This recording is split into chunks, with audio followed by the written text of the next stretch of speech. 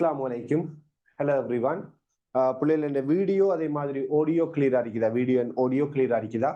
So நம்ம போன கிளாஸ்ல ஒரு வில்லையிட முதல் அச்சின் வழியே பொருட்களை வச்சால், ஒரு வில்லையிட முதல் அச்சில பொருட்களை வச்சால் அந்த பொருட்களோட பிம்பம் எவ்வாறு உருவாகும் அப்படிங்கிற விடயத்தை பத்தி படிச்சிட்டு இருந்தோம் இல்லையா? ஸோ உதாரணமா போன கிளாஸ்ல நான் பேசின விடயம் என்னென்றால், இப்ப இந்த மாதிரி ஒரு குவிவு வில்லை இருக்குது அப்படின்னு வச்சுக்கொள்வோம்.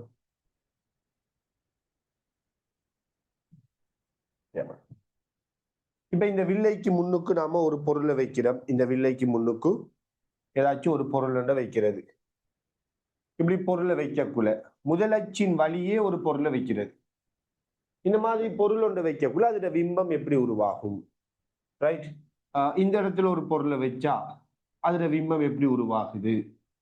அப்படித்தானே, முதலச்சின் வழியே பொருளை வைக்கக்குள்ள அந்த பிம்பத்தில தோற்றப்பாடு எப்படி இருக்கும்?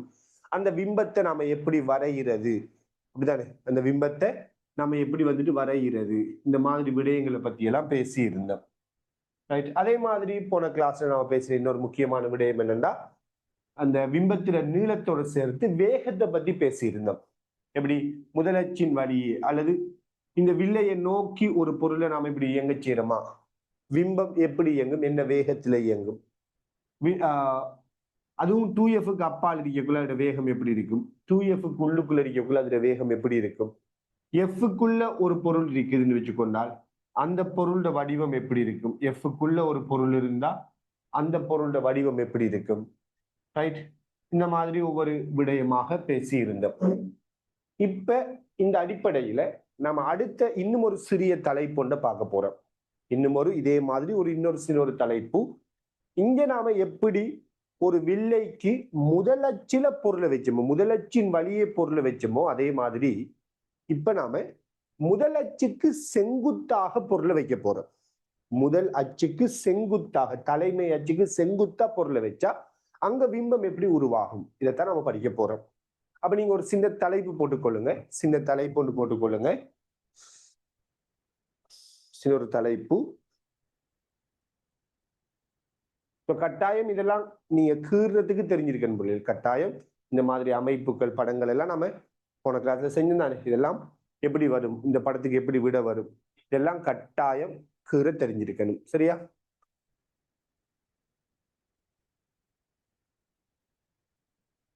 வில்லையின் தலை போடுங்க. வில்லையின்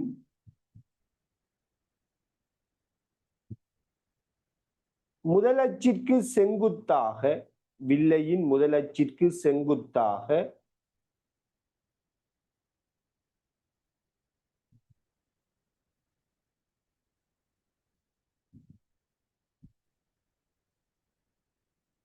வில்லையின் முதலச்சிற்கு செங்குத்தாக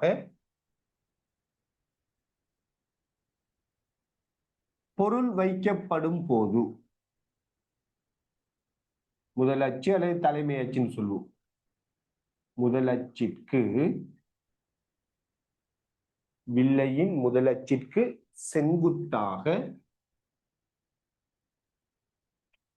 பொருள் வைக்கப்படும் போது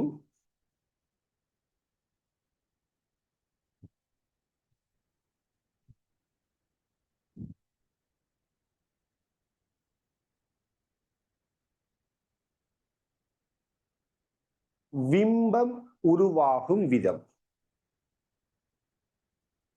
முதலச்சிற்கு செங்குத்தாக பொருள் வைக்கப்படும் போது பிம்பம் உருவாகும் விதம்.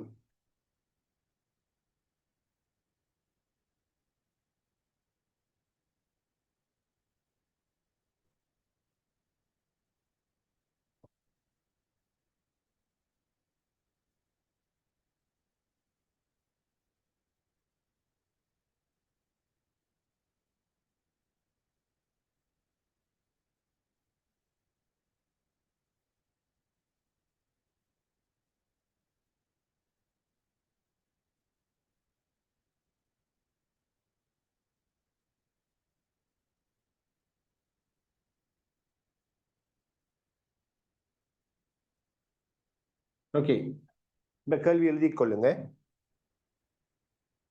வில்லையின் முதல் அச்சிற்கு செங்குத்தாக பொருள் வைக்கப்படும் போது பிம்பம் உருவாகும் விதம்.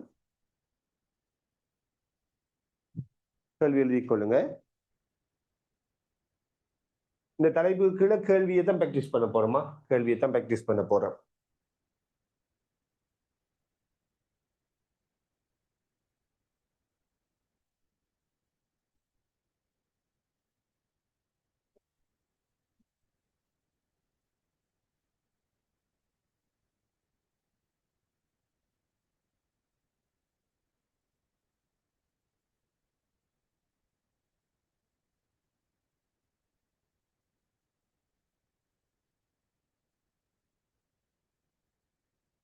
வில்லையின் முதலச்சிற்கு செங்குத்தாக, வில்லையின் முதலச்சிற்கு செங்குத்தாக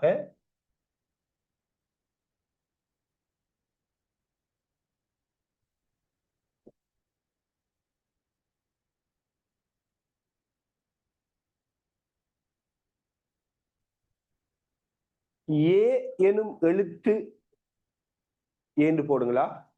வில்லையின் முதலச்சிற்கு செங்குத்தாக ஏ எனும் எழுத்து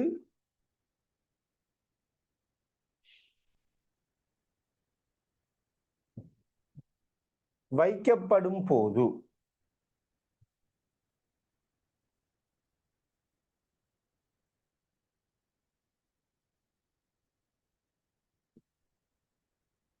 ஏ எனும் எழுத்து வைக்கப்படும் போது வில்லையின் முதலச்சிற்கு செங்குத்தாக ஏ எனும் எழுத்து வைக்கப்படும் போது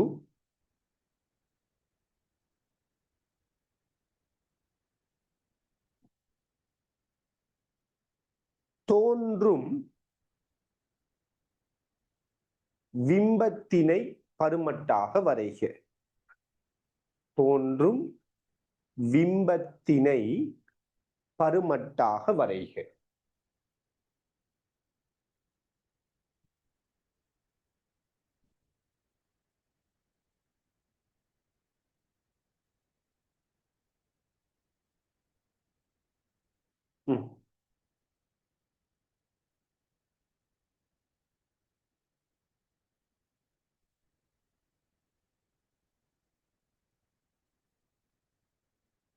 ஓகே, ட்ரை பண்ணுங்க. இந்த இடத்துல ஒரு ஏங்குற எழுத்தை வச்சிருக்கிறேன். இந்த வில்லைக்கு இந்த ஏங்குற எழுத்து, இந்த வில்லையினூடாக பார்க்கக்குள்ள இந்த ஏங்குற எழுத்து நமக்கு எப்படி தோன்றும்? அதை நீங்க ட்ரை பண்ணி பாருங்க.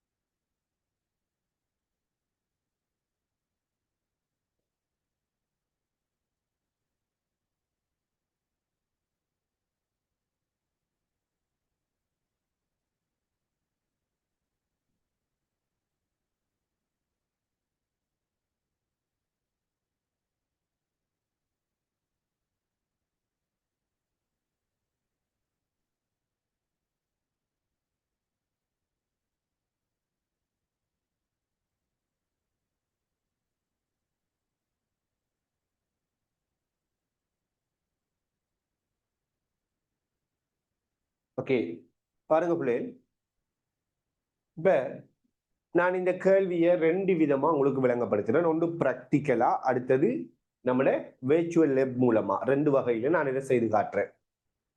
முதலாவது பிராக்டிக்கலா பார்ப்போம். ஏங்கிற ஒரு எழுத்து, அப்படித்தானே? ஏங்கிற ஒரு எழுத்து எடுக்கிறேன்.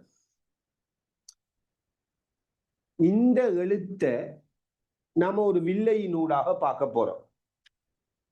இப்ப வில்லை இந்த அடிக்குது, ஒரு குவிவு வில்லைய. இந்த குவிவு வில்லைக்குள்ளால இந்த எழுத்தை பார்க்கிறோம்னு வச்சுக்கொள்ளுங்க. இதை கொஞ்சம் நான் சின்ன நாக்குறேன், அப்ப நமக்கு நீங்க தூரத்துல இருந்து பார்க்கறதால அப்ப ஒழுங்கா பார்க்கலாம். ரைட் ரைட், ஏங்கிற எழுத்து. இப்ப இந்த ஏங்கிற எழுத்தை நம்ம வில்லைக்குள்ளால பார்க்கிறோம். ஃபர்ஸ்ட்டுக்கு நமக்கு எப்படி விளங்குது? இதெல்லாம் பாத்தீங்கன்னா உருப்பெருத்ததாக ஒரு பிம்பத்தை நீங்க பார்க்கலாம். பக்கத்துல வைக்கிறானே, பக்கத்துல வைக்கக்குள்ள ஓரளவுக்கு உருப்பெருத்த ஏங்கிற எழுத்து வரும். உருப்பெருத்த நிமிர்ந்த ஒரு மாய பிம்பம் தான் இப்ப நீங்க பாக்குறது. ஏண்டா பொருள் எங்க இருக்குதுன்னா எஃப்க்கு உள்ளுக்குள்ள இருக்குது. எஃப்க்குள்ள இருந்தா உருப்பெருத்த நிமிர்ந்த மாய பிம்பம். அதைத்தான் நாம கைவில்லை, பூத கண்ணாடி அப்படின்லாம் சொல்றது. பொருள் எஃப்க்குள்ள இருந்தா வாரது இல்லையா? அதை பத்தி எல்லாம் ஏற்கனவே பேசிட்டோம். இப்ப நான் இந்த வில்லைய இந்த ஏங்கிற எழுத்தை விட்டு இப்படியே முன்னுக்கு தள்ளிட்டு வாரேன். தள்ளிட்டு வரக்குள்ள ஒரு கட்டத்துக்கு போன, ஏற்கனவே ஒரு தடவை காட்டியிருந்தேன். இப்படியே நம்ம தள்ளிட்டு வரக்குள்ள ஒரு கட்டத்துல இந்த பொருள், இந்த வில்லை, நம்ம வில்லைய அசைக்கிறோம்டால் ஓட்டவா இந்த குவிய புள்ளியும் அசையும், எஃப்பும் அசையும். அப்ப நான் இந்த வில்லை எப்படி அசைச்சுக்கிட்டு வரக்குள்ள ஒரு கட்டத்துல பாத்தீங்களா இருந்தா இந்த பொருள் எஃப்க்கு அப்பால் வந்துடும். இந்த நேரத்துல பாருங்க பிம்பம் எப்படி தோன்றுதுண்டு. இன்னும் கொஞ்சம் பெருசாகி காட்டு. எஃப்க்கு அப்பால் வந்துட்டு, எஃப்க்கு அப்பால் வரக்குள்ள ஒரு கட்டத்துல இந்த பொருள் எப்படி விளங்குதுன்னா தலகீழா விளங்குது. உங்களுக்கு விளங்குதோ தெரியா? இந்த எழுத்து, ஏங்கிற எழுத்து தலகீழா விளங்குது.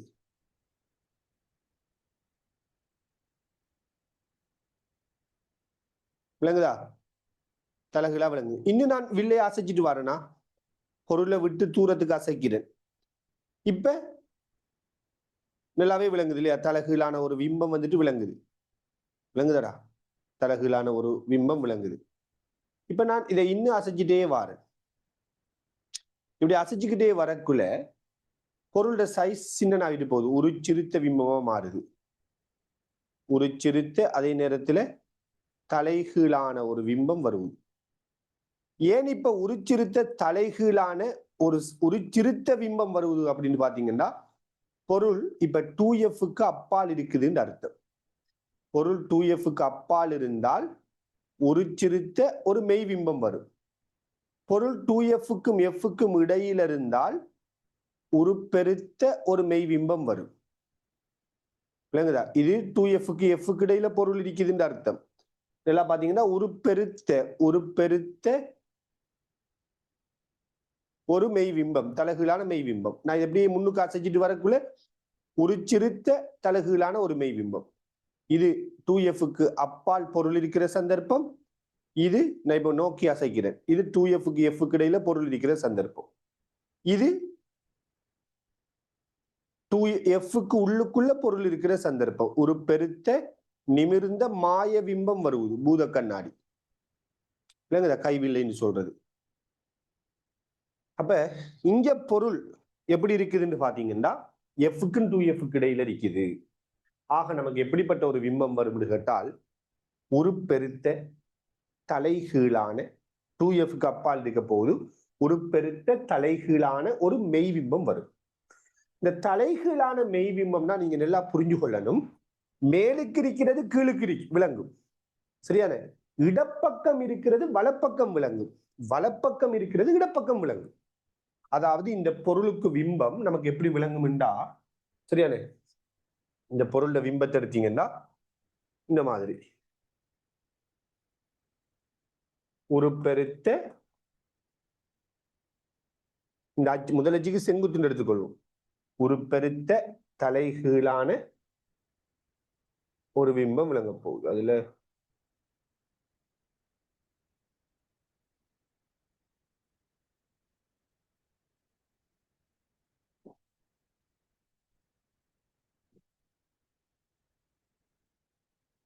இந்த மாதிரி வரும்.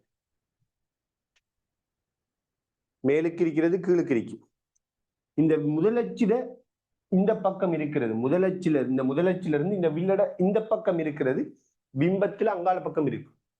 இந்த முதலச்சில சும்மா நான் இப்படி காட்டுறேன், முதலச்சில அங்கால பக்கம் இருக்கிறது இங்கே இங்கால பக்கம் இருக்கு. அப்ப மொத்தத்துல இந்த பொருளுக்கு பிம்பம் இப்படி வரும். மேலுக்கு இருக்கிறது கீழுக்கு வரும், இடப்பக்கம் இருக்கிறது வலப்பக்கம் வரும், வலப்பக்கம் இருக்கிறது இடப்பக்கம் வரும். இப்படிதான் அங்க பிம்பம் வந்துட்டு உருவாக்க போகும். விலங்குதா? போன கிளாஸ் படிச்சதுக்கு இதுக்குள்ள வித்தியாசத்தை புரிஞ்சு கொள்ளணும். நீளத்தின் வழியே நாம பொருளை வச்சோம். இங்க முதலச்சுக்கு செங்குத்தா வைக்கிறோம்.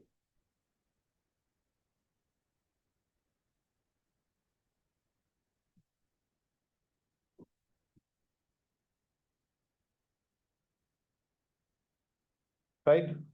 இப்ப நீங்க இதை நோட் பண்ணிட்டு அடுத்த ஒரு கேள்வியை பிராக்டிஸ் பண்ணுவோம். ஃபைனல் எக்ஸாம்ல இந்த மாதிரி விஷயத்தை வச்சு கேள்வி நல்லாவே வந்திருக்குது. கட்டாயம் தெரிஞ்சிருக்கணும் ஒழுங்கா.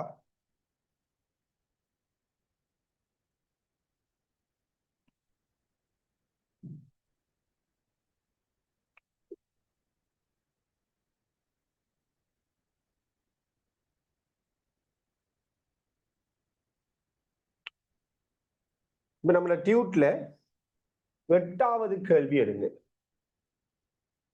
8வது கேள்வி ட்ரை பண்ணுங்க ஆபம்.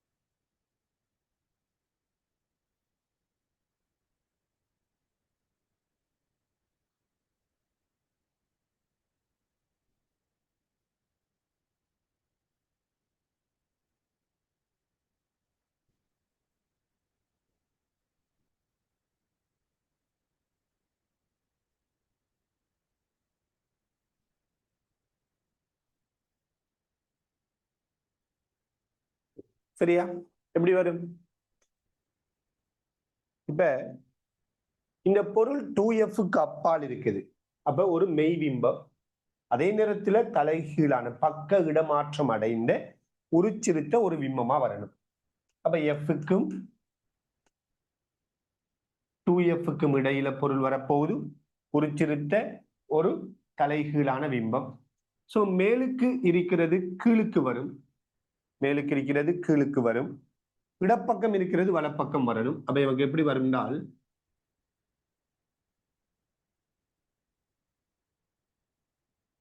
மேலுக்கு இருக்கிறது கீழுக்கு வரும்,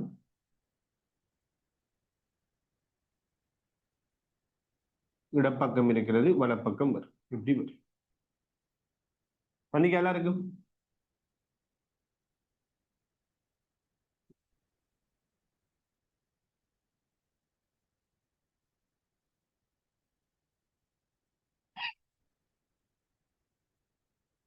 புரியுதா?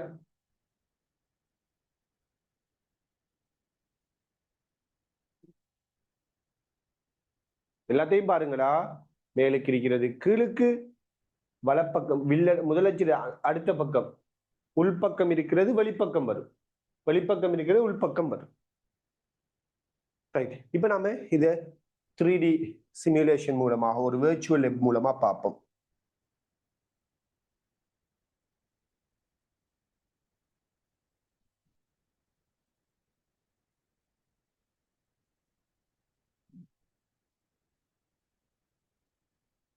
சரி, கவனிங்க. இப்ப நம்ம ஒரு குவிய வில்லையை வச்சுட்டு அதுக்குரிய பொருள், உதாரணமா இந்த அறிகிறது பொருள், இந்த இடத்துல பொருள் இருக்கக்குள்ள இத வில்லையின் ஊடாக பார்க்கும்போது தோன்ற பிம்பம்.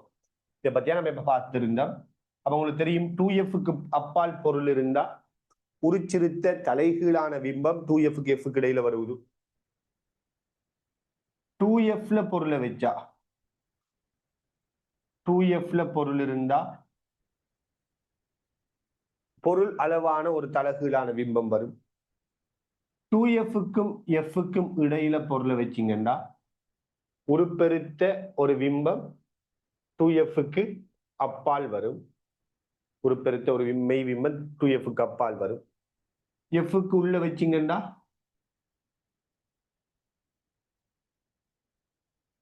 உருப்பெருத்த நிமிர்ந்த ஒரு மாய பிம்பம் வரும். அப்படித்தானடா? இப்படி படிச்ச. அந்த வகையில நாம எஃப்ங்கிற எழுத்தை வைக்கிறோம். இந்த எஃப்ங்கிற எழுத்தை பொறுத்தவரையில இந்த பொருள் எஃப்க்கு உள்ளுக்குள்ள இருக்குதா, இந்த பொருள் எஃப்க்கு உள்ளுக்குள்ள இருக்குதா, குவியத்துக்கு உள்ளுக்குள்ள இருக்குதா, அப்ப நமக்கு எப்படி வரும்டா பிம்பம்? உருப்பெருத்த நிமிர்ந்த ஒரு மாய பிம்பம் வருவது. இப்ப நான் இந்த வில்லைய இப்படி அசைச்சிட்டு வாரேன்னு வச்சுக்கொள்ளுங்க. இப்ப நமக்கு என்ன செய்யும்டா? ஒரு தலைகீழான ஒரு மாய பிம்பம் வரும். ஏண்டா நான் வில்லை எப்படி அசைக்கக்குள்ள உண்மையா அங்க என்ன நடக்குது? நான் இந்த வில்லை எப்படி அசைச்சால் இந்த வில்லட குவிய புள்ளியும் சேர்ந்துதான் அசையும். அப்ப இந்த பொருள் எஃப்க்கும் 2Fக்கும் இடையில இருந்தால் நமக்கு இங்க விளங்குற பிம்பம் ஒரு உருப்பெருத்த தலைகீழான மாய பிம்பம். இப்ப நான் உங்கள்கிட்ட கேட்டிருந்த கேள்வியில பொருள் எங்க இருக்குதுண்டா எஃப்க்கு அப்பால் இருந்துச்சு. இந்த மாதிரி பொருள் இருந்துச்சு. அப்ப எஃப்க்கு அப்பால் பொருள் இருக்கக்குள்ள நமக்கு எப்படிப்பட்ட பிம்பம் விளங்குது? ஒரு சிறுத்த தலைகீழான ஒரு மாய பிம்பம் வருது. அப்ப இந்த வில்லைக்குள்ளால பார்க்கும்போது நமக்கு இப்படி பிம்பம் விளங்கும். சரியான வில்லையினூடாக பார்க்கக்குள்ள இந்த பொருளுக்கு இப்படியான ஒரு பிம்பம் விளங்கும். இதைத்தான் நம்ம பார்த்திருந்தோம். சரியாதா? ஓகே. இப்ப அந்த அடிப்படையில 2018 ஆண்டு ஃபைனல் எக்ஸாம்ல வந்து ஒரு முக்கியமான ஒரு கேள்வியை நாம இப்ப பார்க்க போறோம். 2018 வந்து ஒரு எம்சிக்கு கேள்வி. ரைட். இந்த கேள்வியை நான் விளங்கப்படுத்தக்குள்ள 2 விதமாகவும் விளங்கப்படுத்துறேன். ஒன்று பிராக்டிக்கலாக விளங்கப்படுத்துறேன், 2வது சிமுலேஷன் வெர்ச்சுவல் லேப் மூலமாக விளங்கப்படுத்துறேன். ஸோ நீங்க உங்களோட டியூட்ல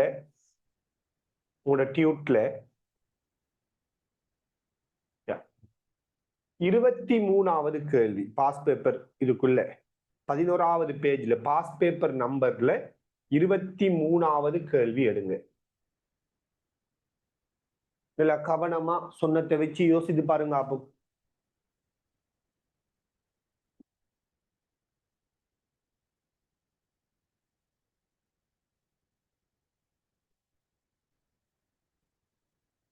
படிப்பிச்ச விஷயத்தை சரி அப்ளை பண்ணி பாருங்க.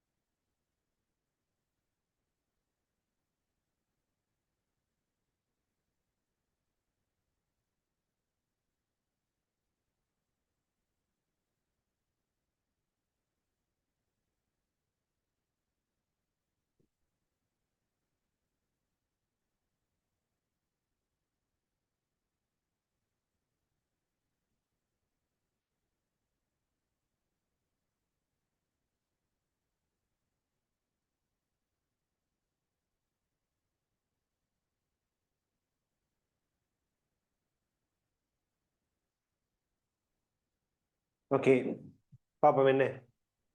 ஒரு மேசையின் சமதள கிடை மேற்பரப்பு மீது வைக்கப்பட்டுள்ள ஒரு கடதாசி துண்டில் 23 எழுத்து உள்ளது.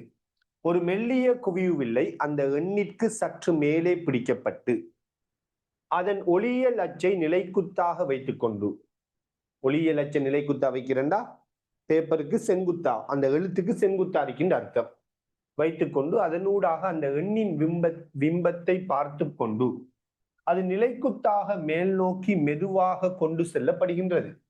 வில்லையை எண் 23 படிப்படியாக மேலே கொண்டு செல்லும் போது அதன் பிம்பத்தின் பருமனிலும் வடிவத்திலும் உள்ள மாறலை பின் வருவனவற்றில் எது சரியாக வகை குறிக்கின்றது? ஓகே, நம்ம அதை பிராக்டிகலா ஃபர்ஸ்ட் பார்த்துடுவோமே. முதலாவது அந்த பாயிண்ட் என்னென்றால், இந்த கேள்வியில மெயின் பாயிண்ட சொல்றேன். 23ங்கிற எழுத்த 23ங்கிற எழுத்தை நம்ம பார்க்க போறோம். வில் எப்படி இருக்குது, குவிய புள்ளி இந்த இடத்த இருக்குது, F இது 2F. இப்ப நீங்க அந்த 23ங்கிற எழுத்தை இந்த வில்லைக்கு பக்கத்துல வச்சிருக்கிறீங்க, அதாவது பேப்பருக்கு பக்கத்துல வில் இருக்குது. சோ பொருள் இந்த இடத்துல இருந்தால் பொதுவா உங்களுக்கு தெரியும் எப்படிப்பட்ட பிம்பம் வரும்னால் உருப்பெருத்த நிமிர்ந்த ஒரு மாய பிம்பம் வரும். அப்ப 23ங்கிற எழுத்தை பார்க்கக்குள்ள அந்த பிம்பம் இந்த மாதிரி நமக்கு விளங்கும். இப்ப நாம வில்லைய அசைக்கிறோம், வில்லைய அசைக்கிறோம்னா வில்லோட குவிய புள்ளி சேர்ந்து அசையும் தெரியும். இருந்தாலும் நான் இந்த வில்லைய அசைக்கக்குள்ள குவிய புள்ளிங்கால பக்கம் அசைறதை இன்னொரு படமா கீறாம இந்த இடத்திருந்த பொருள் உதாரணமா இந்த இடத்தை போகுதுன்னு எடுக்கிறேன். வில்லை இந்த பக்கம் அசைக்கிறோம்னால வில்லை சார்பா பொருள் அதுக்கு எதிர்பக்கம் அசையுதுன்னு அர்த்தம் இல்லையா? ரைட். அப்ப இந்த வில்லையை நாம் இந்த பக்கம் அசைக்கிறோம்னா பொருள் இங்கிருந்து இங்க போயிட்டு, இப்ப இந்த இடத்தை 23ங்கிற எழுத்து வருவதுன்னு வச்சுக்கொள்ளுங்க. இப்ப என்ன நடக்கும்? பொருள் தூரம் கூடினா உருப்பெருத்த நிமிர்ந்த ஒரு மாய பிம்பம் தான் வரும். F வரைக்கும் அப்படித்தான் நடக்கும் இல்லையா? அப்ப என்ன நடக்குன்னா இதே 23ங்கிற எழுத்து இப்ப நமக்கு இன்னும் கொஞ்சம் பெருசா வரும். இன்னும் இந்த பொருளை இங்க கொண்டு போனீங்கன்னா பிம்பம் இதை விடவும் இன்னும் பெருசா வரும். ஏண்டா F நோக்கி பொருள் போவக்குள்ள பிம்பம் முடிவிலிய நோக்கி போகும். பிம்ப தூரம் பெரிசாக பிம்பத்திட சைஸ் இப்படி பெருசாவிட்டு போகும். இப்ப நீங்க இந்த வில்லையை அசைச்சிட்டு போகக்குள்ள அடுத்த கட்டம் இந்த பொருள் F தாண்டி இங்கால வந்துடும். இப்ப நமக்கு இந்த பொருள் Fக்கு அப்பால் இருக்கிறதால எப்படிப்பட்ட ஒரு பிம்பம் வரும்? உருப்பெருத்த Fக்கு 2Fக்கு இடையிலான இருக்குது. அப்ப உருப்பெருத்த தலைகீழான ஒரு மாய பிம்பம் வரும். அப்ப நமக்கு 23ங்கிற எழுத்து இந்த இடத்துல 23ங்கிற எழுத்து வைக்கக்குள்ள அது தலைகீழாக உருப்பெருத்த ஒரு மாய பிம்பமா வரணும். தலைகீழா வரக்குள்ள உங்களுக்கு சொல்லிட்டு, தலைகீழுங்கிறது அர்த்தம் என்னன்னா எல்லாமே இடமாற்றம் அடையும், பக்க இடமாற்றம் அடையும். அப்ப இங்க 23 பார்க்கக்குள்ள இந்த 3 வந்துகிட்டு உதாரணத்துக்கு எங்க இருக்குது? வலது பக்கம். அப்ப பிம்பத்துல எங்க இருக்கும்னா இடது பக்கம் இருக்கு. இந்த 3 இந்த கிடைக்கோடு மேலுக்கு இருக்குதா? பிம்பத்துல அது எங்க இருக்கும்னா கீழுக்கு இருக்கு. அதாவது பிம்பம் எப்படி வரும்? 23ங்கிற எழுத்துற பிம்பம் இப்படி வரும், 3 இப்படி வரும், 2 இங்கேயும் மேலுக்கு இருக்கிறது கீழுக்கு வரப்போகுது, அதனால உதாரணமா இப்படி வரும். ஓகே, இப்ப நீங்க இந்த பொருள் இந்த வில்லை இன்னும் அசைக்கிறீங்க. உதாரணமா இந்த பொருள் இங்க போயிட்டு உங்களுக்கு தெரியும் Fல இருந்தா பிம்பம் முடிவில் இருக்குதா? Fல இருந்து தூரம் கூட நம்ம ஏற்கனவே எல்லாம் பார்த்துட்டோம், புதுசு இல்லை உங்களுக்கு. Fல இருந்து தூரம் கூட பிம்பத்திட சைஸ் குறையும். அப்ப 23 உதாரணமா இப்ப இப்படி வரும். ஒரு பெருத்து தான் விளங்கும், ஆனால் இதை விட ஒரு பெருக்கம் குறைவா இருக்கு. இப்ப இந்த வில்லையை நீங்க எப்படி அசைக்கிறீங்க? பொருள் 2Fக்கு அப்பால் வந்துடும். இப்ப பிம்பம் எப்படி வரும்? இன்னும் பொருளோட சைஸை விட இப்ப பிம்பத்திட சைஸ் சின்னனா வரும், இப்படி வரும். விளங்குதா? இந்த ஒவ்வொரு கட்டத்திலையும் நமக்கு பிம்பம் எப்படி விளங்கும்ங்கிறது நான் காட்டியிருக்கிறேன். இதெல்லாம் மெய் பிம்பத்துக்குரிய கேஸ், Fக்குள்ள இருந்தது. இது Fக்கு அப்பால் இப்படியே போவக்குள்ள வர பிம்பம். சோ பிராக்டிக்கலா இப்ப நான் இதை காட்டுறேன். 23ங்கிற எழுத்து. இந்த எழுத்தை நீங்க இப்படி பார்க்க போறீங்க. வில்லைக்கு பக்கத்துல வச்சு பார்த்தீங்கன்னா வில்லைக்கு பக்கத்துல இந்த எழுத்து இருக்கக்குள்ள நமக்கு எப்படி விளங்கும்? இன்னும் சின்னனாக்குறேன், அப்பதான் அழகா பார்க்கலாம் நினைக்கிறேன் இல்லையா?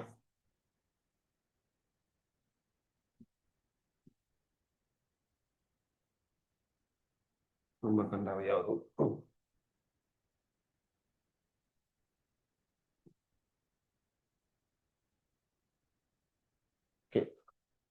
இப்ப இந்த எழுத்த வில்லை பக்கத்துல வச்சு பார்ப்போம். பாருங்க, ஃபர்ஸ்ட்டுக்கு நல்லா ஸ்கிரீனுக்கு பக்கத்துல வச்சிருக்கிறது, பேப்பருக்கு பக்கத்துல வச்சதுன்னு சொல்றது. இப்ப இந்த டைம்ல எப்படிப்பட்ட பிம்பம்? ஒரு பெருத்த நிமிர்ந்த மாய பிம்பம். இன்னும் கொஞ்சம் அசைச்சிட்டு வாரு. எஃப் நோக்கி பொருள் போக போக போக நான் வில்லை இங்கால் பக்கம் அசைக்கிறேன். ஒரு பெருத்த நிமிர்ந்த ஒரு மாய பிம்பம் தான் விளங்குது. ஒரு பெருத்த நிமிர்ந்த மாய பிம்பம். இன்னும் அசைக்கிறேன். இப்பயும் பாருங்க, ஒரு பெருத்த நிமிர்ந்த ஒரு மாய பிம்பம். ஒரு பெருத்த நிமிர்ந்த மாய பிம்பம் பொருள் எஃப்க்குள்ள இருக்குது. இப்படியே அசைச்சிட்டு போக்குள்ள ஒரு கட்டத்துல ஒரு ஓவரா பெரிசாவி நம்மளோட பார்வையை விட்டு நெஞ்சிடும், அது மறைஞ்சிடும். இப்படியே நான் இன்னும் அசைச்சிட்டே போறேன். இப்ப ஒரு கட்டத்துல இந்த பொருள் எங்க வந்துடும்டா? எஃப் தாண்டி வந்துடும். இப்ப பாத்தீங்கன்னா ஒரு பெருத்த தலைகீழான பிம்பம் விளங்குது. என்னடா அப்படிதானே? ஒரு பெருத்த தலைகீழான பிம்பம் விளங்குது. நான் இன்னும் கொஞ்சம் அசைச்சிட்டு வரேன். சைஸ் சின்ன தான் கொஞ்சம் ஓரளவுக்கு பார்க்கலாம். அப்படியே நான் அசைச்சிட்டு வரேன்னா இப்ப சைஸ் சின்னனாவும் தானே 2F நோக்கி போகுது. 23 தலைகீழா விளங்குது. இப்படியே இன்னும் அசைச்சிட்டு வரேன். இப்ப இன்னும் தெளிவா விளங்கு நினைக்கிறேன். இப்ப நான் 2Fக்கு அப்பால் கொண்டு போறேன். 2Fக்கு அப்பால் கொண்டு போனா இருந்தா ஒரு சிறுத்த தலைகீழான ஒரு மெய்பிம்பம் வர ஆரம்பிக்குது. விளங்குதா? இப்ப நான் கேமராவை நோக்கி கொண்டு வர ஒரு சிறுத்த தலைகீழான ஒரு மெய்பிம்பம்.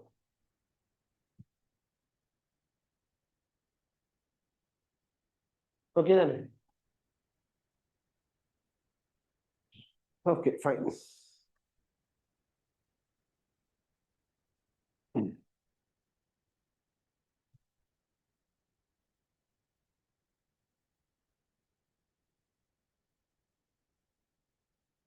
ஓகே,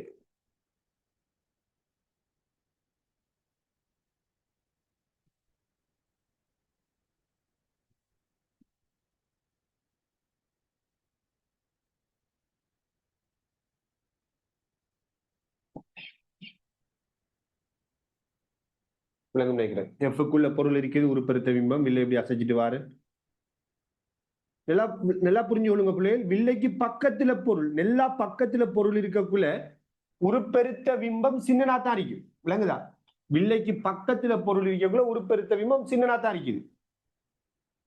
இந்த வில்லை நான் இப்படி அசைக்கக்குள்ள பொருள் எஃப்க்கு பக்கத்துல போகக்குள்ள நல்ல பெரிய பிம்பம். பிம்ப தூரமும் கூடுது, பிம்பத்திட சைஸும் கூடுது. இப்படியே அசைச்சிட்டு வரக்குள்ள இப்படி அசைக்கிறது பாருங்க. இப்படி நான் இந்த வில்லை இப்படி அசைச்சிட்டு வரக்குள்ள பிம்பத்திட சைஸ் நல்ல பெருசா போயிட்டு நல்ல ஃபாஸ்டா போகும். அதையும் நீங்க பார்க்கலாம். நல்ல ஃபாஸ்டா பிம்பம் போகும். ஏண்டா இந்த பொருள் எஃப்க்கு வரக்குள்ள பிம்பம் முடிவிலிக்கு போகணும். நல்ல ஃபாஸ்டா மூவ் ஆகிடும். வில்லையிலிருந்து வில்லையை நான் இப்படி அசைக்கிறேன். அதுக்கு எதிர் திசையில பொருள் அசைகிற மாதிரி யோசிக்கலாம். இந்த பொருள் வில்லையிலிருந்து எஃப்க்கு போகக்குள்ள பிம்பம் வில்லையிலிருந்து முடிவிலிக்கு போகணுமே. அப்ப என்ன நடக்குதுன்னா, நான் இந்த பொருளை இப்படி அசைச்சிட்டு வரக்குள்ள, இந்த வில்லையை நம்ம இப்படி அசைச்சிட்டு வரக்குள்ள அல்லது பொருளை அசைக்கக்குள்ள பிம்பத்தை பாத்தீங்கன்னா ரொம்ப ஃபாஸ்டா போகும். இப்ப பாருங்க, உருப்பெருத்த எப்படிப்பட்ட ஒரு பிம்பம் வரும்? நல்ல பெரிய உருப்பெருத்த ஒரு பிம்பம் வரும். ஏன்னா பொருள் எஃப்க்கு பக்கத்தில் இருக்குது. சரியானே? இப்படி இருக்கக்குள்ள இப்ப நம்ம இன்னும் வில்லையை அசைச்சா பொருள் எங்க போயிட்டு எஃப்க்கு 2Fக்கு இடையில போயிட்டு இப்ப தலைகீழான உருப்பெருத்த மெய் பிம்பம் வரும். இப்ப நான் இந்த வில்லை இன்னும் அசைக்கிறேன். பொருள் 2Fக்கு போகக்குள்ள பொருள் அளவான தலைகீழான ஒரு மெய் பிம்பம் வரும். நான் இந்த வில்லையை இன்னும் அசைக்கிறேன். பொருள் 2Fக்கு அப்பால் போகுது. இப்ப நமக்கு ஒரு சிறுத்த தலைகீழான பிம்பம் வரும். அதான் கேள்வி இல்லையா? விளங்குதா? சரியா அண்டர்ஸ்டாண்ட் பண்ணுங்க. ஒவ்வொரு கன்செப்டையும் ஒவ்வொரு விடயத்தையும் நாம தொடர்ச்சியா நாம பேசிட்டு வர எல்லா விடயங்களுமே ஒரு என்ன வில்லைகள் தொடர்பான அடிப்படை எண்ணக்கருக்கள். சரியான ஒரு புரிதல் இருக்கும் போதுதான் நாம என்ன செய்யலாம், எப்படியான கேள்வி எக்ஸாம்ல வந்தாலும் அதை யோசிக்கலாம். சும்மா நம்ம பாடமாக்கிட்டு போவே இயலாது. சரியான ஒரு புரிதல் நமக்கு முக்கியம். ரைட். இப்ப நான் ஒரு சந்தர்ப்பம் ஒன்றை கொண்டு வர போறேன்.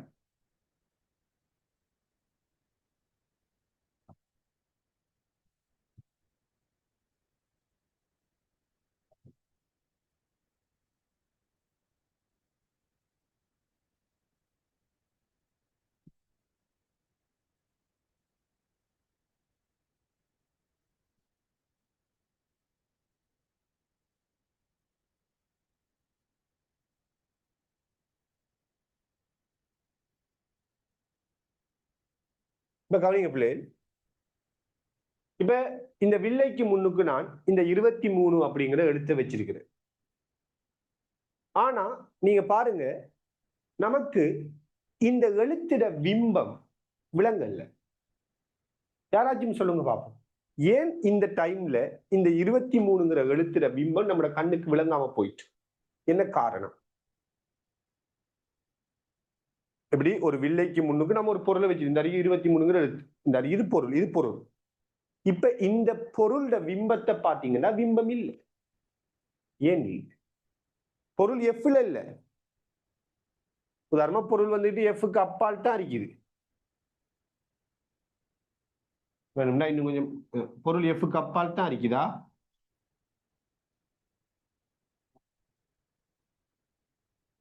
எஃப்க்கு அப்பால் தான் இருக்குது. வேணும்னா இன்னும் கொஞ்சம் அசைச்சு பார்ப்போம். பொருள் எஃப்க்கு அப்பால் தான் இருக்குது.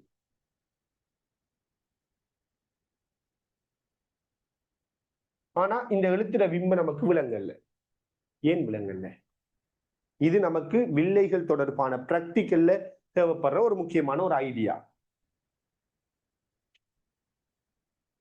பொருள் இங்க இருக்குது, பிம்பத்தை பாக்குறீங்க வில்லைக்குள்ளால இல்லை.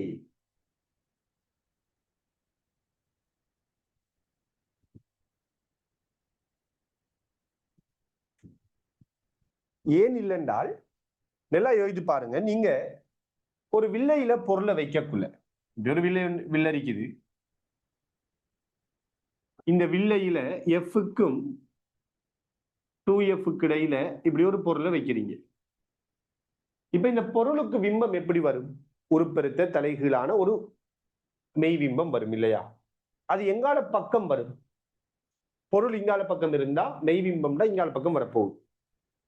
யோசித்து பாருங்க. நாம இந்த வில்லைக்குள்ளால பிம்பத்தை பார்க்கிறோம். எங்க இருந்து பார்க்கிறோம்னா இந்த இடத்துல நம்ம கண்ணை வச்சு பார்த்துக்கிட்டு இருக்கிறோம். சரியா? நம்ம நம்மட கண்ணை இங்க வச்சு பார்க்கிறோம். பிம்பம் எங்க உருவாகி இருக்குதுன்னா நம்மட புடதிக்கு பின்னுக்கு உருவாகி இருக்குது. அதாவது இந்த பொருளோட பிம்பம் உதாரணமா இங்க உருவாகி இருக்கு. தலைகீழான ஒரு உருப்பெருத்த பிம்பம் இங்க உருவாகி இருக்கு. அப்ப நாம கண்ணை இங்க வச்சு பார்க்கக்குள்ள இந்த பொருளோட இந்த உருப்பெருத்த பிம்பம் நம்மட பார்வைக்கு தெளிவா விளங்காது. 100% விளங்கான்னு சொல்றதை விட தெளிவா விளங்கான்னு சொல்லலாம். ஏன்னா பிம்பம் எங்க இருக்குது? புடதிக்கு பின்னுக்கு இருக்குது. உங்களோட கண் இங்க இருந்தால்தான் இந்த பிம்பத்தை நீங்க பார்க்கலாம். விளங்க என்ன சொல்றேன்? அப்ப நீங்க கண்ணை இங்க வச்சுட்டு பாத்தீங்கன்னா பிம்பம் விளங்காது.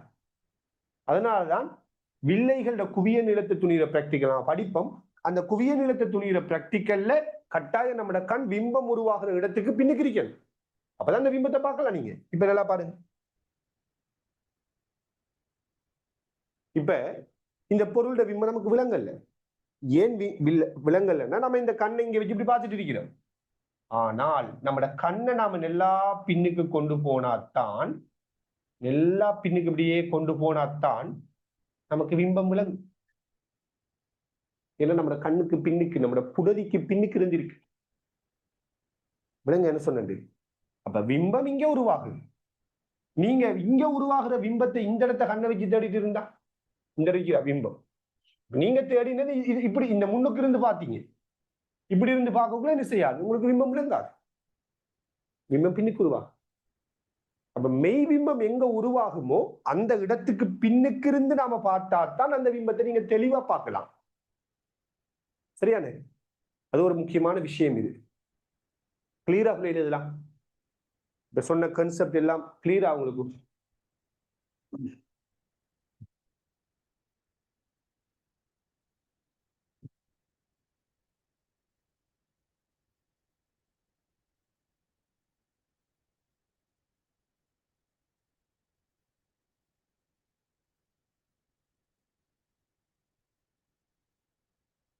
ரைட். இப்ப நாம இதுவரைக்கும் வில்லைகள பிம்பங்கள் உருவாகிற விதம் சம்பந்தமான அடிப்படையான எண்ணக்கருக்களை பேசியிருந்தோம். ரைட். ஆரம்பத்துல ஒரு பொருளூசியை வச்சு ஒவ்வொரு இடமா கதிர் வரிப்படத்துக்குரிய அமைப்புல அவங்கள்ட்ட காட்டியிருந்தேன். ரெண்டாவது நீள் பொருட்களை காட்டியிருந்தேன். இப்ப முதலட்சிக்கு செங்குத்தாக காட்டியிருக்கிறேன். இப்படி 3 விதமான அமைப்புகள்ல நாம் நினைஞ்சிருக்கிறோம். இந்த தியரிகள் எல்லாத்தையும் படிச்சிருக்கிறோம். இப்ப நாம கல்குலேஷன் பாட்டுக்குள்ள வரப்போறோம். சரியா? கல்குலேஷன் பாட்டுக்குள்ள வருவோம். சோ தலைப்பு போட்டுக்கொள்ளுங்க, தலைப்பு போடுங்க.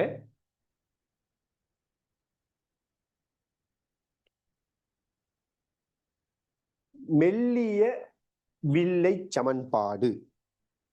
தலைப்பு போடுங்க, மெல்லிய வில்லை சமன்பாடு. இப்ப நான் இப்ப சொன்ன இந்த விடயம் பிராக்டிக்கல்ல வருமா?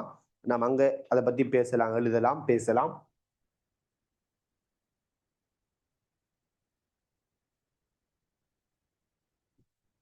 தலைப்பு போடுங்க, மெல்லிய வில்லை சமன்பாடு.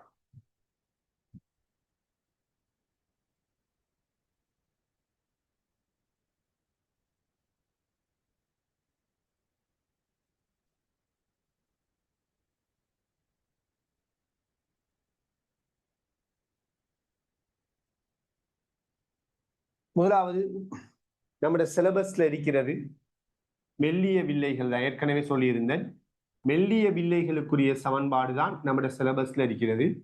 ஏன்னா தடித்த வில்லைகளுக்கு வேற ஒரு சமன்பாடு வரும், அது இல்லை. மெல்லிய வில்லை சமன்பாடு. சோ நாம அந்த சமன்பாடை இப்ப நிறுவ போறோமா? இப்ப அந்த சமன்பாடை நாம என்ன செய்ய போறோம்னா நிறுவ போறோம். கவனிங்க, நான் என்ன செய்யறேன்டா, ஒரு குவியு வில்லை ஒன்று எடுக்கிறேன். இந்த சமன்பாடு நிறுவுறதுக்கு நம்ம குவியு வில்லையை யூஸ் பண்ணுவோம்.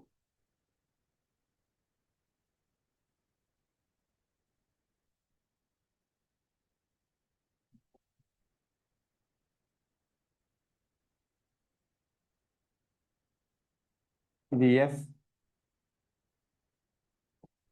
இது 2F.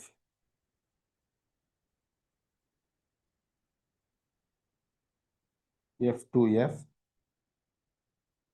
இப்ப உதாரணத்துக்கு 2F தேவையில்லை, 2F தேவையில்லை, நிறுவலுக்கு தேவைப்படாது.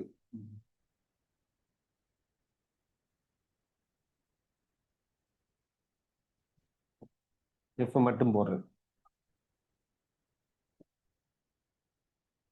இப்ப நம்ம உதாரணத்துக்கு ஒரு பொருளை எஃப்க்கு அப்பால் வைக்கிறோம். எங்கேயாச்சும் வைங்க, 2F எங்கேயோ வைங்க. ஒரு பொருள் என்ன செய்றீங்க, எஃப்க்கு அப்பால் இப்படி வைக்கிறீங்க. ஒரு பொருள் ஊசி இப்படி வைக்கப்படுவது. இப்ப இந்த பொருளுக்கு நாம கதிர்வரிப்படுத்த வரைவோம். இந்த பொருளுக்கு கதிர்வரிப்படுத்த வரைகிறேன். உங்களுக்கு தெரியும், முதலட்சிக்கு சமாந்தரமா ஒளிக்கதிர் போனால் அந்த ஒளிக்கதிர் எஃபினூடாக முறிவடைந்து இப்படி போகும் இல்லையா? எஃபினூடாக போகும். அதே இது ஒளியியல் மையத்தின் ஊடாக ஒரு ஒளிக்கதிர் போனால் அந்த ஒளிக்கதிர் விலகல் அடையாதவாறு பயணிக்கும். அதன் மீனிங் என்ன? ஏன் ஒளியியல் மையத்துக்குள்ளால போகக்குள்ள விலகல் அடையாதவாறு பயணிக்குதுங்கிறதெல்லாம் படிச்சிருக்கிறோம். முறிவடையாதவாறு பயணிக்குது. உண்மையா முறிவடைஞ்சே இல்லையா அது உங்களுக்கு தெரியும். சரி, அதை பத்தி பேசியிருக்கிறேன். அப்ப இங்க இருந்து வர ஒளிக்கதிர் இந்த இடத்துல மீட் பண்ணுதா? அப்ப இந்த பொருளுக்கு பிம்பம் இந்த இடத்துல வரும், முதலச்சில இருக்கிறது, முதலச்சில வரும் சொல்லி பார்த்திருக்கிறோம். அப்ப இந்த பொருளோட பிம்பம் இந்த இடத்துல உருவாகும். இப்ப கவனிங்க பிள்ளை, நான் இந்த கேள்வியில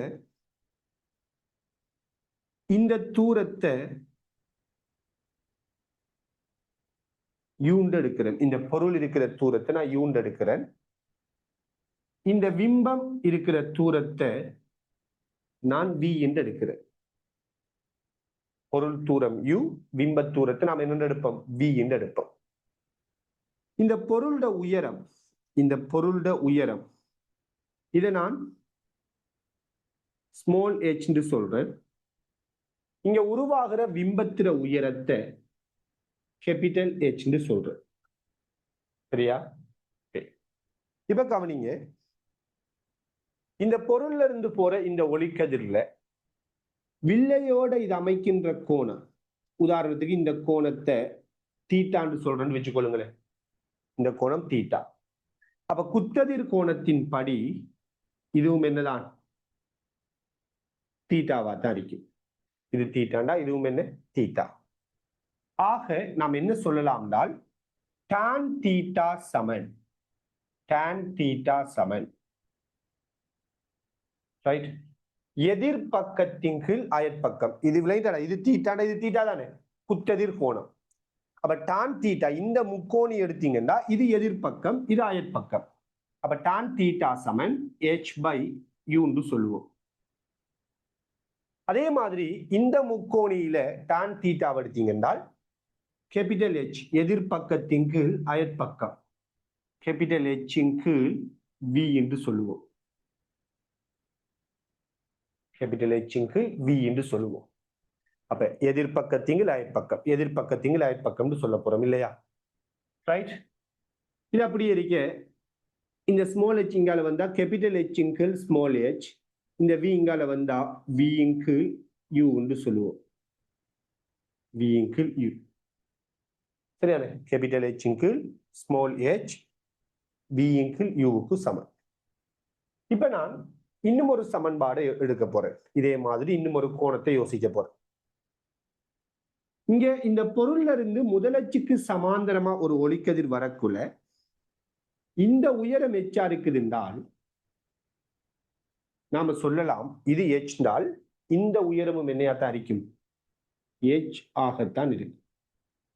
இது h னா இந்த உயரமும் என்ன? h. விளங்குதா? இது h னா இவ்வளவும் h. இப்ப கவனிங்க, இது h தான், அது ஓகே தானே? இது சமாந்தர முதல் h. ஓகே. இப்ப நான் இந்த கோணத்தை எடுக்கிறேன். உதாரணத்துக்கு நான் இந்த கோணத்தை அல்பான்னு எடுக்கிறேன்னு வச்சுக்கொள்ளுங்க. இது அல்பாண்டால் குத்ததிர் கோணத்தின் படி இதுவும் அல்பா. இப்ப நீங்க சொல்லுங்க பாப்போம். முதலாவது இந்த நீளம் என்ன வரும்? கஷ்டமான கேள்வி. இந்த நீளம் என்ன அடிக்கும்? Yes, very good. ஒன்றுமே இல்லை இல்லையா? குவிய நீளம் எஃப் அடிக்கும். எஃப் தானே? அப்ப இந்த நீளம் எஃப். இப்ப நீங்க சொல்லுங்க, இந்த நீளம் என்ன?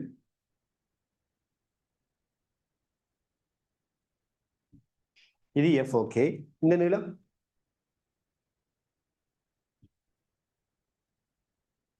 எஸ். இவ்வளவு நீளமும் பிம்பத்தூரம் v. இது எஃப். இந்த நீளம் என்ன வரும்? v மைனஸ் எஃப் வரும். சரியா? இப்ப கவனிங்க பிள்ளை, இந்த டான் அல்பா எடுத்தோம்னா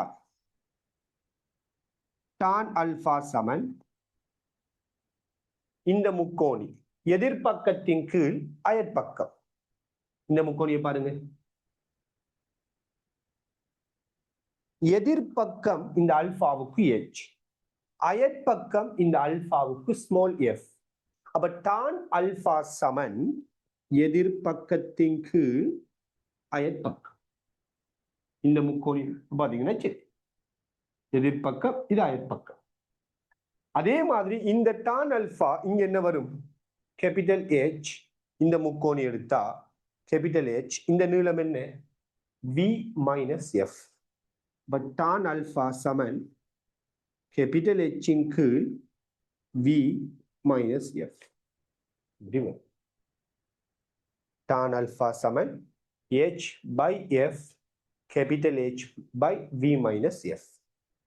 இப்ப இந்த ஸ்மால் h இங்கால வந்தால் v மைனஸ் எஃப் இங்கால வந்தால் v மைனஸ் எஃப் இங்கு எஃப் வரும். v minus F by F வரும். இப்ப கவனிங்க,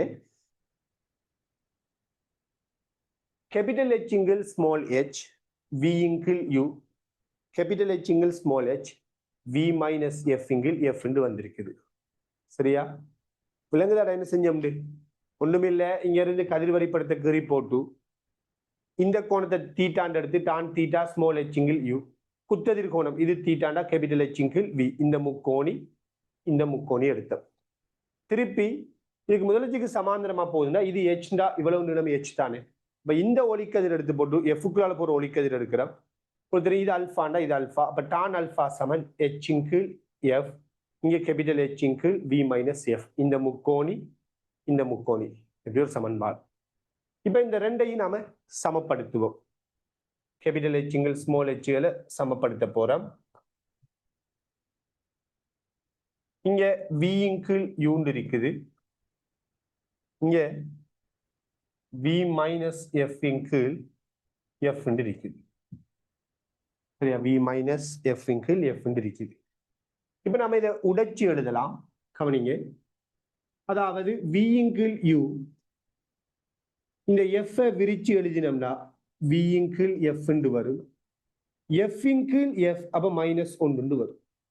ரைட்டா? f உடைச்சு எழுதுறேன், v இன்கீழ் f, f இன்கீழ் f அப்ப மைனஸ் 1. இப்ப இந்த v இங்கால கொண்டு போனா 1 இன்கீழ் u, இந்த v இங்கால வந்தா v இன்கீழ் v அப்ப 1 இன்கீழ் f வரும். இந்த v இங்கால வந்தா மைனஸ் 1 இன்கீழ் v வரும். இந்த v இங்கால கொண்டு போனா v வெட்டுப்படும், இந்த v இங்கால வந்தா 1 இன்கீழ் v. சரியா? இப்படி வந்துட்டு ரைட். இது வரைக்கும் வந்த விளைநிக்கு எப்படி கதிர் வரைபடத்திலிருந்து நாம இந்த சமன்பாடு வரைக்கும் கொண்டு வரோம். இப்ப நீங்க இந்த தலைப்புக்கு கீழே இந்த கதிர் வரைபடத்தை கீறி இந்த நிறுவனை செய்யுங்க. என்ன பார்த்து பார்த்து எழுதாம இந்த இடத்திலே படிக்கணும். அடிக்கடி எப்பயுமே சொல்றதுதான், பிசிக்ஸை வந்துட்டு அப்பவே படிக்கணும், அந்த இடத்திலே விளங்கிக் கொள்ள ட்ரை பண்ணணும். அப்படிதான் படிக்கிறது. அந்த இடத்துல நீங்க யோசிக்கணும். அப்ப நீங்களாக செல்ஃபா இந்த சமன்பாடு நிறுவனத்துக்கு ஏற்ற மாதிரி கதிர் வரைபடத்தை வேண்டாம் கீறுங்க, பார்த்து கீறி போட்டு நான் என்ன செஞ்சேங்கிற ஐடியாவை பேஸ் பண்ணி நீங்க இந்த சமன்பாடு வரைக்கும் கொண்டு வாங்க பார்ப்போம்.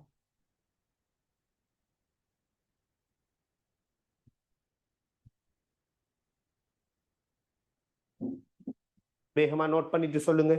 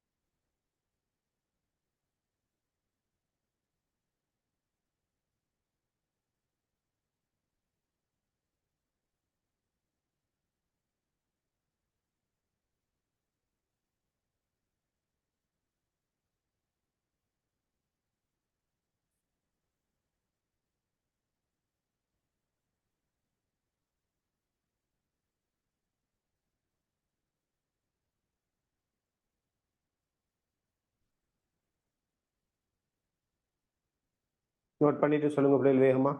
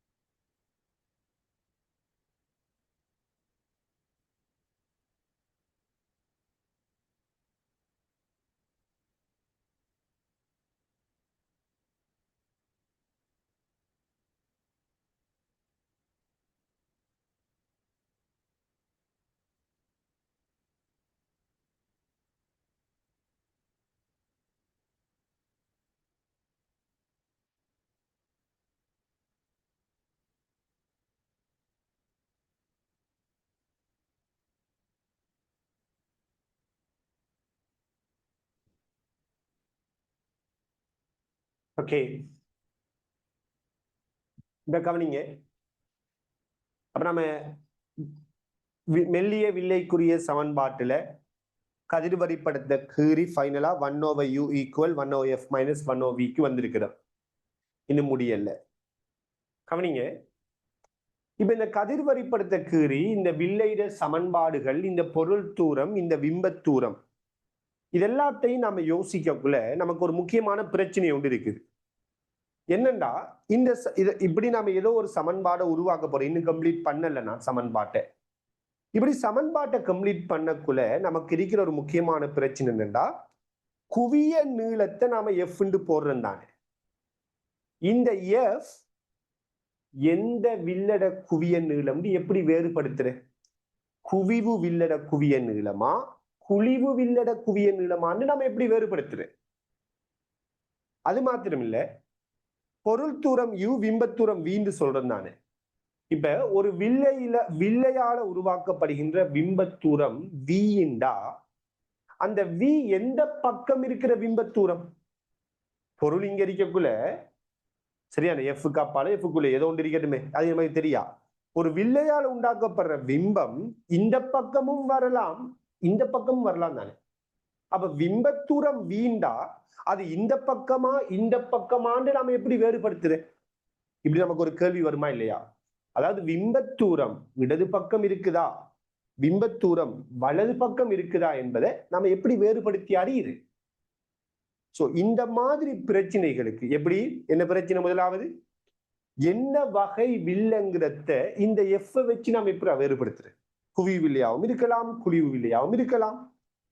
அதே மாதிரி எந்த பக்கம் பிம்பத்தூரம் இருக்குது, உதாரணமா பிம்பத்தூரம் 20 சென்டிமீட்டர் இருந்தா அது வில்லட வலது பக்கம் 20 சென்டிமீட்டரா, இடது பக்கம் 20 சென்டிமீட்டரான்னு நம்ம எப்படி வேறுபடுத்துற? சோ இந்த பிரச்சனைகளை அடையாளப்படுத்தி இதுக்கான ஒரு தீர்வு என்ன செய்யறாங்கன்னா முன்வைக்கிறாங்க. அந்த வகையில வில்லையிட சரியான இந்த நீளங்களோட சம்பந்தப்பட்டு முன்வைக்கப்பட்ட தீர்வுக்கு நாம சொல்லுவோம் தெக்காட்டின் குறிவழக்கு அப்படின்னு சொல்லுவோம். தெக்காட்டின் குறிவழக்கு. அதாவது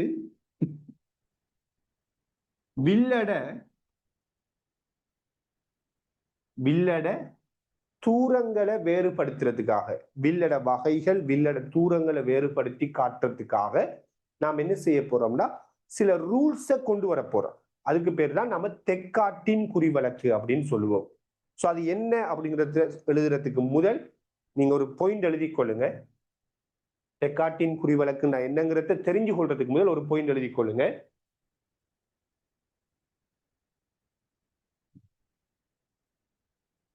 எழுதிக்கொள்ளுங்க. இதுவரைக்கும் நோட் பண்ணிருக்கீங்க இல்லையா? அது இது கீழே எழுத போறீங்க. வில்லைகளின் வகைகளை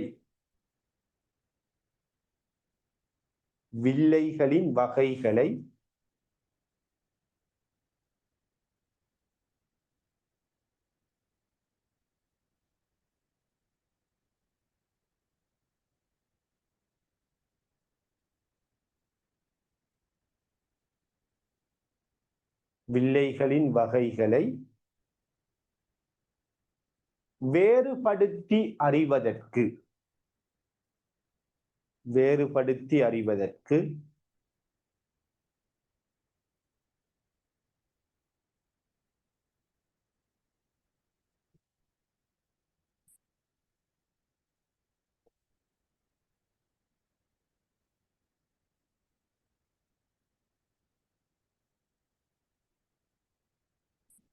தூரங்களின் திசைகளை, வில்லைகளின் வகைகளை வேறுபடுத்தி அறிவதற்கு, அல்லது அதோட சேர்த்து எழுதலாம். வில்லைகளின் வகைகளை, அதே மாதிரி தூரங்களின் திசைகளை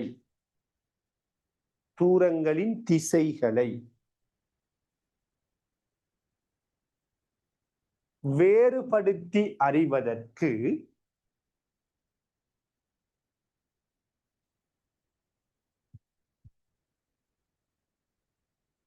தெக்காட்டின் குறிவழக்கு பயன்படுத்தப்படுகின்றது. தெக்காட்டின் குறிவழக்கு பயன்படுத்தப்படுகின்றது.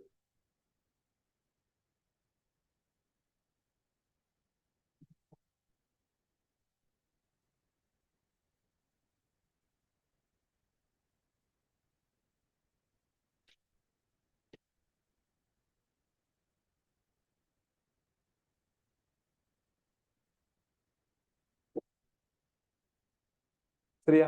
தெக்காட்டின் குறிவழக்கு பயன்படுத்தப்படுகின்றது.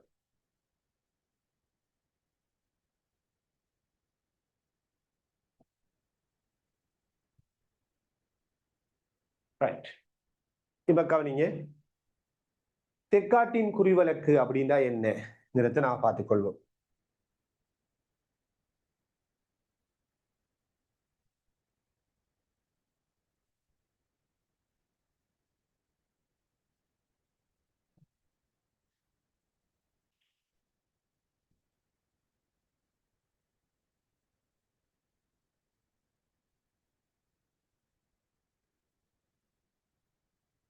இப்ப ஒரு வில் அடிக்குது. இந்த வில்லையை நோக்கி நம்ம படுகதிரை அனுப்புறோம். அதாவது இந்த வில்லையை நோக்கி உதாரணத்துக்கு முதலட்சிக்கு சமாந்தரமா இப்படி கதிர் அனுப்புறோம்னு வச்சுக்கொள்ளுங்க. என்ன சொல்றாங்கன்னா, ஒரு வில்லைக்கு வரக்கூடிய படுகதிர் யாரு? இந்த படுகதிர். இந்த வில்லையை நோக்கி வர இந்த படுகதிரின் திசையில், வில்லையை நோக்கி வர படுகதிரின் திசையில் அந்த வில்லையிட தூரங்களிற்கு மறைக்குணகத்தை வழங்குதல் வேண்டும். அதற்கு எதிர்பக்கத்திற்கு நேர்குணகத்தை வழங்குதல் வேண்டும் என்பதுதான் இலங்கை திருநாட்டில் பயன்படுத்தப்படுகின்ற தெக்காட்டின் குறிவழக்கு. இலங்கையில பயன்படுத்தப்படுற குறிவழக்கு என்னன்னா, ஒரு வில்லையை நோக்கி வார படுகதிர், அந்த படுகதிரின் திசையில் அந்த வில்லைக்கு நாம் என்னத்தை கொடுப்போம்? மறைக்குணகத்தையும், அதற்கு எதிர் திசையில் நேர்குணகத்தையும் கொடுப்போம். சோ முதலட்சிக்கு சமாந்திரமா ஒளிக்கதிர் வரக்குள்ள இந்த ஒளிக்கதிர் இந்த பக்கம் குவியும் தானே, இப்படி குவிய போகும். அப்ப இந்த வில்லைக்கு வார படுகதிர் என்ன திசையில் இருக்குது? வலம் நோக்கி இருக்குதா? அப்ப இந்த வில்லட வலப்பக்கத்துக்கு மைனஸ கொடுக்கணும். படுகதிரின் திசையில் மறைக்குணகத்தை வழங்குதல் வேண்டும்ங்கிறதான் குறிவழக்கு. அப்ப நம்ம முதலட்சிக்கு சமாந்திரமா ஒளிக்கதிர் அனுப்பக்குள்ள இந்த ஒளிக்கதிர் இங்க குவியுதுண்டா உங்களுக்கு தெரியும். இதைத்தான் நாம என்னன்னு சொல்லுவோம்? குவிய புள்ளின்னு சொல்லுவோம். இந்த நீளத்தை தான் நாம குவிய நீளம்னு சொல்லுவோம். இப்ப நீங்க சொல்லுங்க, இந்த குவிய நீளம் பிளஸ்ஸா மைனஸா? இந்த குவிய நீளம் பிளஸ்ஸா மைனஸா? S, minus. ஏன்? வில்லட மைனஸ் பக்கத்தில் இருக்குது. அப்ப இவர குவிய நீளம் என்ன? மைனஸ். அதாவது நாம சொல்லலாம், குவிவு வில்லைக்கு, யாருக்கு? குவிவு வில்லைக்கு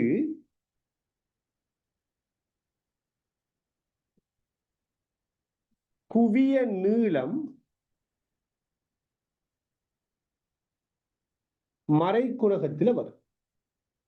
அதே இது இவர் எடுங்க, முதலச்சுக்கு சமாந்தரமா இங்க ஒளிக்கதிர் அனுப்புறீங்கன்னு வச்சுக்கொள்ளுங்க. இப்ப இந்த வில் என்ன செய்யும்? இந்த ஒளிக்கதிரை விரிய செய்யும் இல்லையா? இப்படி ஒளிக்கதிரை விரிய செய்யும். இப்படி விரிய செய்யக்குள்ள நாம சொல்லலாம், தெக்காட்டின் குறிவழக்கின் படி படுகதிரின் திசை, அதாவது வலம் நோக்கி இருக்குது.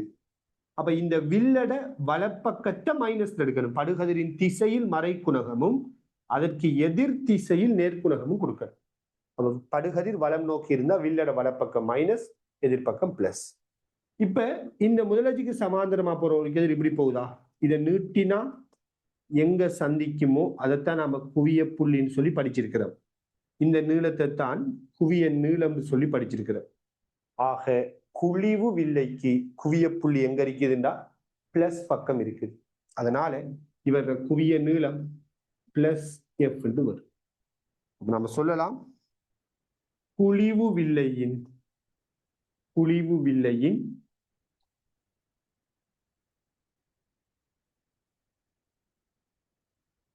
குவிய நீளம் பிளஸ் குணகம் பிளஸ் எஃப். அவ்வளவுதான் விடைய. சோ என்னடா நம்ம நாட்டுல அதே மாதிரி இன்னும் சில நாடுகள்ல குறிவழக்காக இதைத்தான் பாவிக்கிறாங்க. இந்த குறிவழக்கு ஒரு சிக்கலை ஏற்படுத்தின ஒரு விஷயம். ஏண்டா இடையில குறிவழக்க மாத்தி திருப்பி அதுல இருந்து அதை மாத்தி இந்த மாதிரி ஒரு சம்பவங்கள் நம்முடைய சிலபஸ்கள்ல நடந்திருக்குது ஆரம்ப காலங்கள்ல. ஸோ இப்ப என்னத்தை யூஸ் பண்றாங்க? அதனால குறிவழக்குல 2 விதமான குறிவழக்கு சொல்லுவாங்க. குறிவழக்கு தெக்காட்டின் புதிய குறிவழக்கு, தெக்காட்டின் பழைய குறிவழக்கு, இந்த மாதிரி எல்லாம் பிரச்சனைப்படுத்தி கொண்டிருப்பாங்க.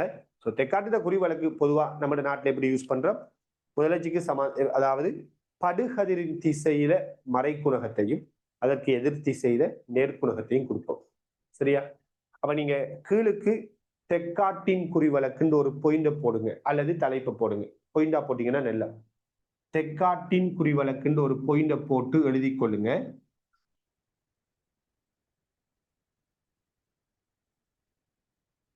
தெக்காட்டின் குறிவழக்குன்னு பொயிண்ட போட்டு எழுதி கொள்ளுங்க.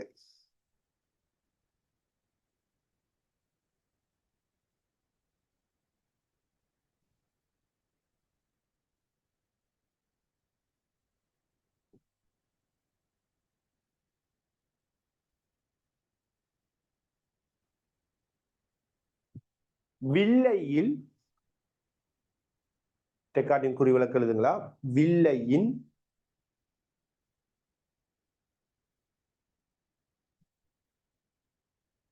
தூரங்கள் யாவும், வில்லையின் தூரங்கள் யாவும்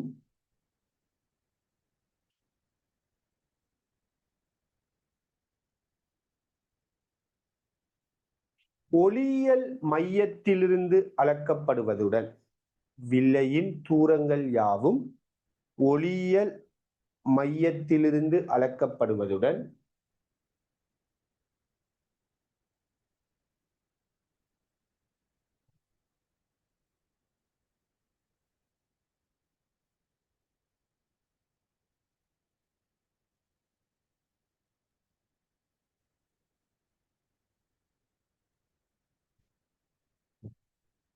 வில்லையின் தூரங்கள் யாவும் ஒளியியல் மையத்திலிருந்து அளக்கப்படுவதுடன் படுகதிரின் திசையில் படுகதிரின் திசையில்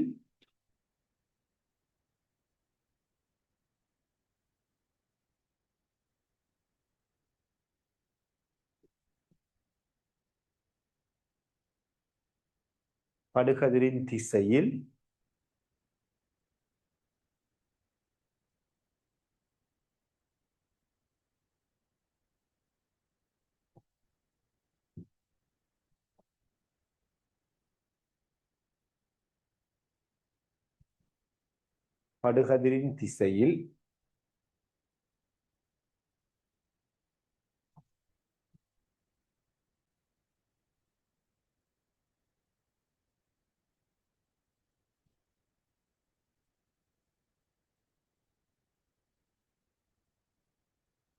தூரங்கள் மறை ஆகவும் படுகதிரின் திசையில், திசைன்னா வலம் நோக்கி தானே போகுது அப்படின்னா வில்லட வலப்பக்கம், படுகதிரின் திசையில் தூரங்கள் மறை ஆகவும்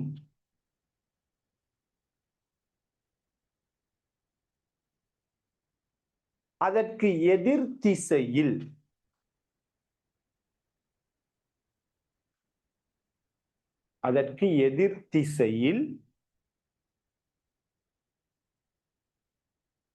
நேர் ஆகவும் கொள்ளப்படும். படுகதிரின் திசையில் மறை ஆகவும் அதற்கு எதிர் திசையில் நேராகவும் கொள்ளப்படும்.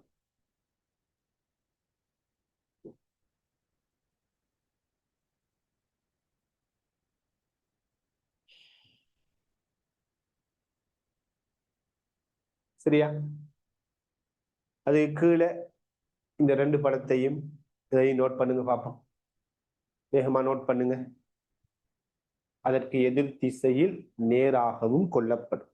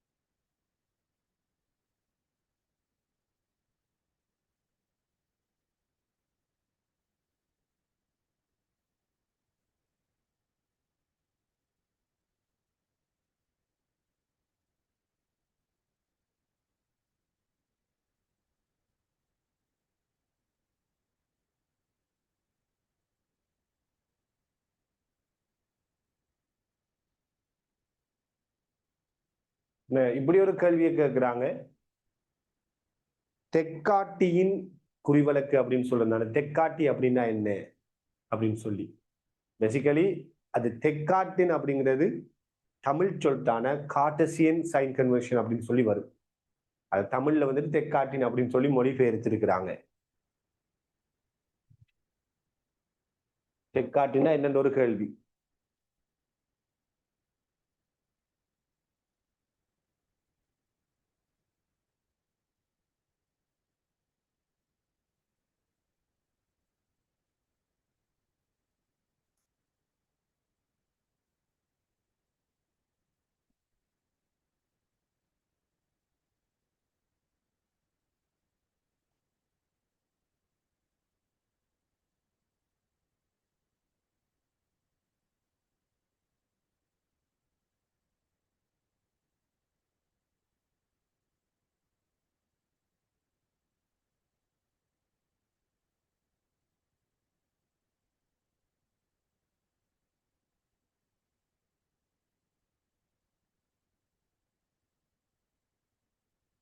ஓகே, சரியா? இப்ப கவனிங்க. இப்ப வில்லை சமன்பாடு 1/u இப்ப இந்த வில்லை சமன்பாட்டுக்கு நம்ம மறுபடியும் வருவோம். அப்ப 1/u = 1/f - 1/v அப்படின்னு எடுத்திருக்கிறோம் இல்லையா? இப்ப நான் இந்த சமன்பாட்டுல நம்மட குறிவழக்கு அப்ளை பண்ண போறேனா? நான் நம்ம இந்த சமன்பாட்டுல குறிவலக்கு அப்ளை பண்ண போறேன். கவனிங்க பிள்ளையே, இந்த வில்லையில படுகதிர் இப்படி இருக்குது. படுகதிர் திசையில நாம மறைக்குணகத்தை கொடுப்போம். அதான் கார்ட்டீசியன் கோஆர்டினேட் சிஸ்டம்னு சொல்லுவாங்க. அதாவது கார்ட்டீசியனுங்கிறது, அதாவது தெக்காட்டி அப்படின்னு இவங்க மொழிபெயர்த்து இருக்கிறது ஒரு மெத்தமெட்டிஷியன், ஒரு பிரெஞ்சு மெத்தமெட்டிஷியன் சொல்றது. சரியான அந்த அவர பேரை தான் இவங்க தெக்காட்டின் அப்படின்னு மொழிபெயர்த்தது. சரியா? சோ அவரு அவர் அந்த கோஆர்டினேட் சிஸ்டத்துல அது வந்துட்டு அவர கோஆர்டினேட் சிஸ்டத்தை பேஸ் பண்ணி என்ன சொல்லுவாங்கன்னா படுகதிர திசை. படுகதிர திசையில நாம என்ன எடுக்கிறோம்? நம்ம நாட்டுல மைனஸ் எடுக்கிறோம், எதிர் திசையில பிளஸ் எடுப்போம். ஆக பிம்பத்தூரம் மைனஸ்ல வரணும், பிம்பத்தூரம் மைனஸ்ல வரணும். ரைட்? அதே மாதிரி பொருள் தூரம் எங்க இருக்குது? பிளஸ். அப்ப பொருள் தூரம் பிளஸ் குணகத்துல வரட்டும். இந்த படத்துக்கு, அதாவது இந்த படத்துல நம்ம தெக்காட்டின் குறிவலக்க பாவிக்கக்குள்ள பொருள் தூரம் எங்கால பக்கம்? பிளஸ் பக்கம். பிம்பத்தூரம் எங்கால பக்கம்? மைனஸ் பக்கம். அப்ப பொருள் தூரம் பிளஸ் பக்கம், பிம்பத்தூரம் மைனஸ் பக்கம். அப்ப மைனஸ் வீண்டு போறேன், பிளஸ் வீண்டு போறேன். என்ன வில்லை? குவிவு வில்லை. குவிவு வில்லைன்னா குவிய நீளம் மைனஸ். அப்ப குவிவு வில்லைங்கிறதால இவருக்கு மைனஸ போறேன். சரியா? இப்ப நான் இந்த சமன்பாட்டில் மைனஸ் எஃப் இங்கால கொண்டு வரேன், plus F minus into minus இது என்னையா மாறும்? பிளஸ் ஒன்றிங்கில் வியா மாறும். பிளஸ் ஒன்றிங்கில் யூ அங்கால போனா மைனஸ் ஒன்றிங்கில் யூ.